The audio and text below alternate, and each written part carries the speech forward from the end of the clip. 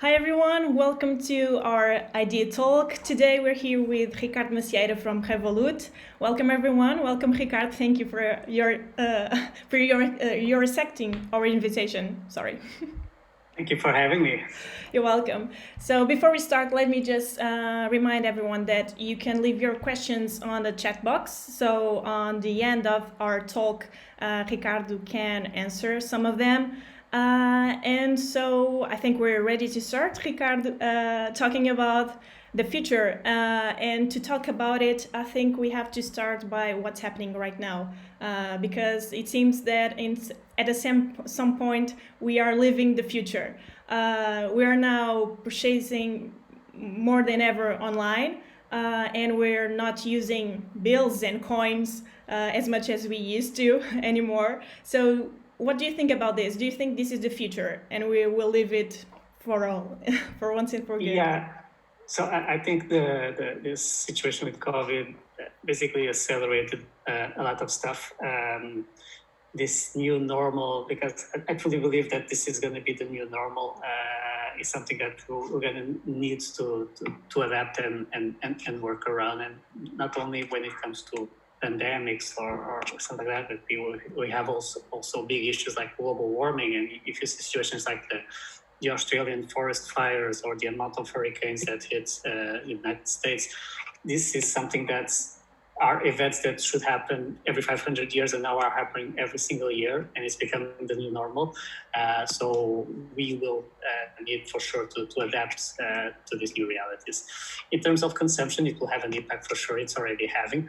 And specifically here in Portugal, we have a very interesting case because we are still a country that's very cash friendly.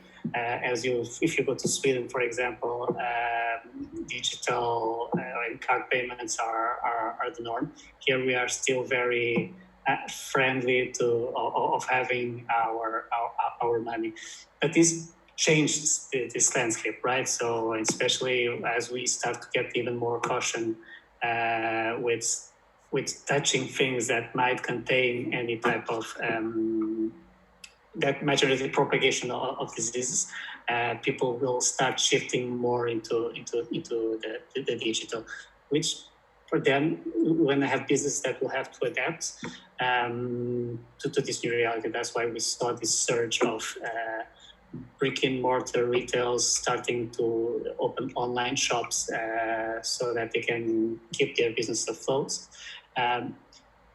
This in reality, I don't want to say it's a good thing because it's not a good thing, but in reality, this sense of urgency is something that will be beneficial for them because it won't make sense not to have an online presence or be a little bit more efficient when it comes to digital transactions. And Portugal is also a very interesting case here because I don't know if you guys are aware, but we have a domestic scheme, the multibanco scheme, in which if you are a foreigner traveling to Portugal, it's not very easy to use your foreign bank debit or credit cards just because a lot of terminals only support multibanco. So in reality, the user experience for travelers, it's not ideal. And then when you jump into Revolut, in which our card is still an international card, we're not in the domestic scheme, sometimes our users also have that struggle. But now with this new surge of people being more willing to have payment terminals that cover and replace the usage of money, we're going to see that this is also going to help the user experience of travelers, of people, of Revolut users, and people that are more into payment with cards instead of money. And then it also helps the governments, right? Yeah. Sorry. What do you think it took so long for us to? And you're saying that Portugal it's a special case on that scenario. Why do you think we spent so long entering this online shopping scenario? It's interesting, right? And I usually use Revolut as an example. But if you look at other tech companies, if you look at other tech, it's like Airbnb or or Uber, they usually say that Portugal is a very high adoption market, and the results that we have in Portugal are super high. So it's very weird to understand why online shopping didn't take off. I think a lot due to the concern that people had with using credit cards online. Mm-hmm. I think if you talk with an American, they are not as concerned as a Portuguese person would be. So I think that explains a little bit. But Okay. now with more offers like Revolut and other players that offer more secure transaction methods, I think people are getting a little bit more comfortable in doing so. Yeah, that's what I was asking you next. Do you think it's a security only issue, or do you think it's also a lack of information, or what do you think it's the reason why? Yeah, I think it's look, everyone wants to be as safe as they can with their money, so it's a valid concern, right? And we see the news. We have had some spikes in the country. I don't think worldwide of cyber attacks. So it's a valid concern, and probably the tools that traditional banking was offering probably was not the ideal. That's why when you have players like Revolut and other fintechs entering the market with more innovative products, this will help people to be a little bit more comfortable in doing so. And I can give you like a very simple example the way that this works. And I usually tell this story. So I had my normal credit card cloned in the same month as my Revolut card was cloned. I'm too distracted, so sorry about that. It happened, and the process with traditional banking was very complex. So I just saw it, and at the end of my monthly extract in PDF, I saw that there was a 5,000 euro transaction that I didn't do. I called the bank. They were super nice and said, "Okay, Ricardo, cut your cards. We're going to send you a new card in 7 days." And 7 days later, you're going to receive your new PIN codes. So it took almost a month for me to solve this. And if you like being a full month without my credit card, it's really bad. While in Revolut, for example, the same thing happened, and I was working. I got a notification, Ricardo, there's a 5 euro transaction being made in Belgium, and your phone is in Portugal. Is it you? No. Do you want to block your card? Yes. Do you want to issue a new virtual card and start using it right away? Yes. So 1 month versus 10 seconds. And as people starting to see that these new tools bring much more efficiency, I think they will be much more comfortable in doing these online transactions. Why do you think the traditional banking are so stuck on those procedures and all those requirements? Why don't they innovate more? Do you think that's the place for fintech? No, look, I think they have done a massive work, and it's not an easy work. So I usually give kudos to them because you're talking about companies that sometimes they are over 100 years old, that have very still analog processes, not digital. So they are still in the process of moving everything into digital. Revolut was born in digital. So for us, it's much more easy to adapt our products to this new reality than them that they still are on the process of moving. So I think it's a challenge that they have. The good thing is that when a player like Revolut comes up and shows how innovation can be effective, it's going to put pressure on them to upgrade their products. And at the end consumer is the one that's going to use. That's going to win. So I think for the end consumer, it's really good what's happening, even if they are not a Revolut customer. That leads me to: do you think FinTech role is to be more aware of the customer's needs? So for sure, there's a motto in the tech world. I think this is from the Amazon crew, in which they say competitors don't drive you out of businesses, customers do. So if the product is good and if you listen to your customer, that's one of the only things that you need to be successful. And in our case, Revolut, we're now with 11 million users globally. The first 3 million were acquired with zero marketing spend. It was basically the product is good. We're going to keep improving it. Let's do events with our users. And we've done one in the IBS spaces called the Rev Rally, which basically invite our top users to give feedback on the product and show what we are working on. We take that feedback, give it to our product teams, and then develop the product on top of that. So you listening to your customers, it's key. Probably that's something that traditional banking hasn't done that much. And probably that's why we are a little bit ahead. And also, if you compare, we do these rev rallies. Usually they sell out in just a few minutes after we announce them. When you want to go to your bank branch, you probably think twice. So it's this type of engagements that I think that's also justifies the growth that we are having. And do you think that, I mean, you started with, or we were talking about this earlier.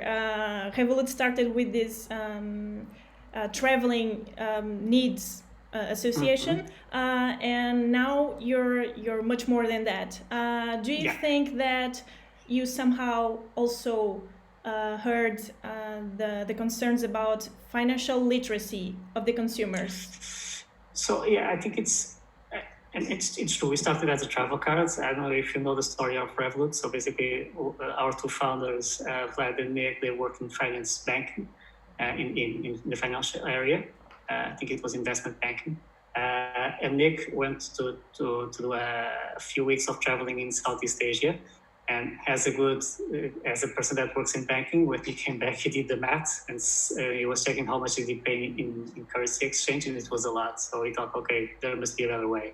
So that was the inception point of Revolut. Okay, let's build a card in which we don't charge these crazy fees that traditional banking charges. And that was the trigger for our growth. But as we got more mature, we saw that there were more opportunities there. And Nick, our CEO, has a really good, cool sentence, which is, if banks were doing cool stuff, we didn't exist. So there's opportunity to do a lot of cool stuff. So that's why we are now working to be more of a finance super app than just a travel card in which with Revolut right now you can buy cryptocurrency, you can buy you can do trading, you can buy €1 of Tesla or €2 of Beyond Meat in a very simple way. So our goal is to offer the products in a simple way to everyone. And with that, it comes also a responsibility of financial literacy, for sure. So just to give you a sneak peek on what we are working on, we're going to launch a product in a few weeks in Portugal. It's already launched in the UK. It's called Revolut Junior. Mm-hmm. So basically, it's an app inside your app that you can give to your kids. Your kid has a card, like a Revolut card, that they can use to do their purchases. And part of the functionalities that this app will have for the kid is also teaching him how to save money. So, and it will work in a very cool way. So you can set, like per week, you get your allowance, it's €5 or whatever, and you can put it on a specific cadence, like every Thursday. So the app knows that on Thursday that money will come in. If the child by, let's say, Monday, he already has a substantial small amount or he spent a lot in the previous days, the app's going to notify him about this. Are you sure you want to spend all that money? If not, you won't have money to reach the end of the period. So it's this type of work that we are doing, and that also, even though it might not have a direct correlation with growth, it helps our users, and if it helps our users, they will be happy and they will be willing to work more with us.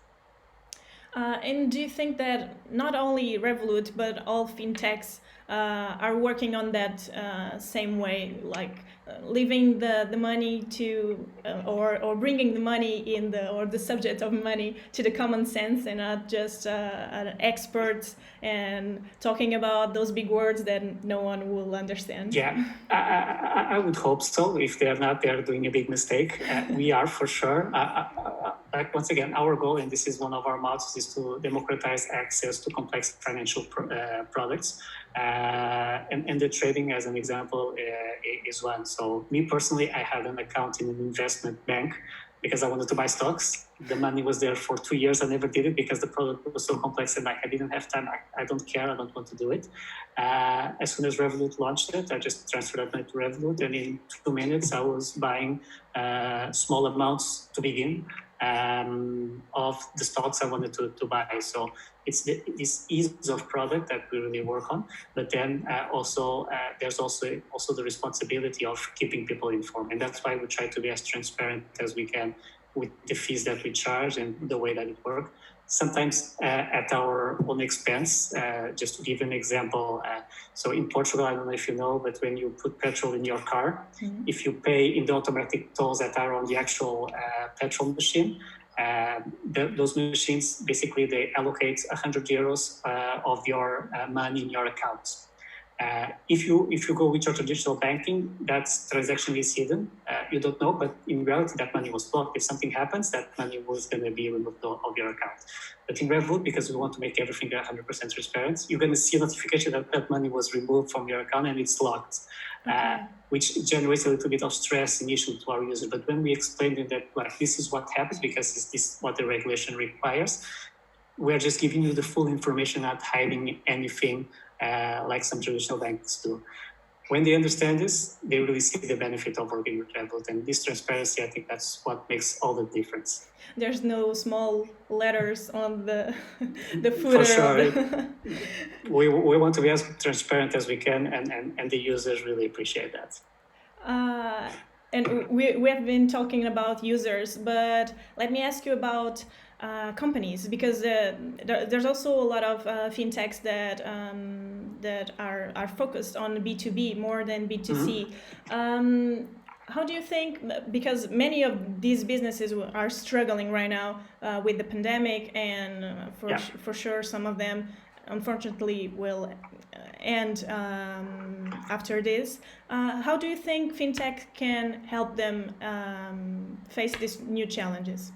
Yeah, so what we're doing from our side, and this was something that we already had before this pandemic happened, is we have a product called Revolut Business, which is basically taking the good stuff that we have on our retail products and moving it into a product more suited for SMEs, small entrepreneurs, and not that much the big companies, in which we have a product that is 100% free. So, and if you go to a bank and if you open an account for a company, you'll see that there are a lot of fees there. So what we're trying to do is to simplify a product. Like, we do have a core product that is for free and you can use it. And if that's what you need, it's fine, you can use it.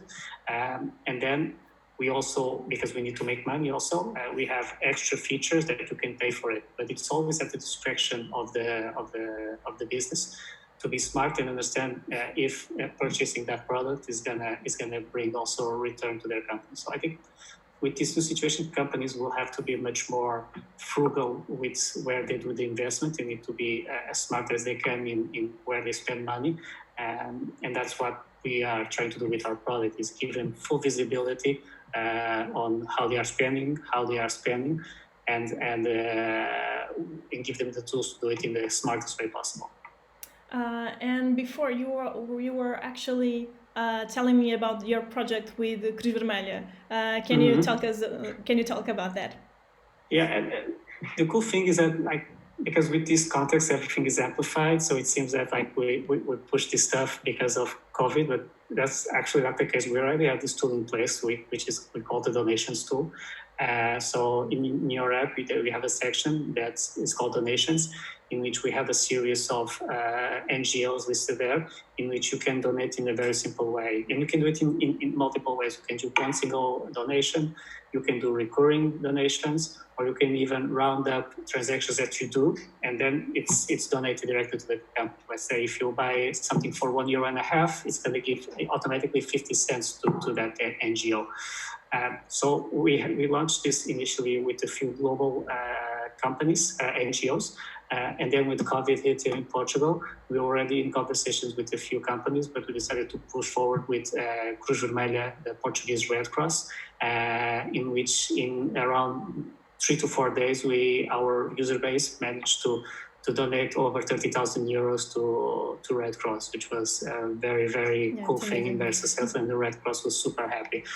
We plan to launch a few more Portuguese NGOs, so keep an eye on it, and that's our commitment, right? So because we're a startup and we're more of a scale-up, so we also need to be wary of how we allocate our resources, but it's very clear for us that it's important to give people the tools and also leverage our user base to also do some social goods. And that's why the donations tool was something that we really put a lot of effort from our engineering team to make it happen.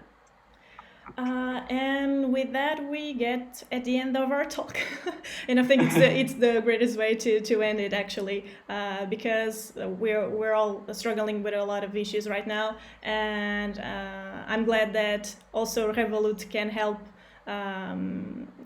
In this case, a Portuguese company to and a health service to be safe. And with that, I'll thank you again, Ricardo. Thank you so much. You're welcome. And let me just remind everyone that this Wednesday we will have Paulo Nunes from To Impulse talking about artificial intelligence. And see you there. Thank you so much. Bye bye.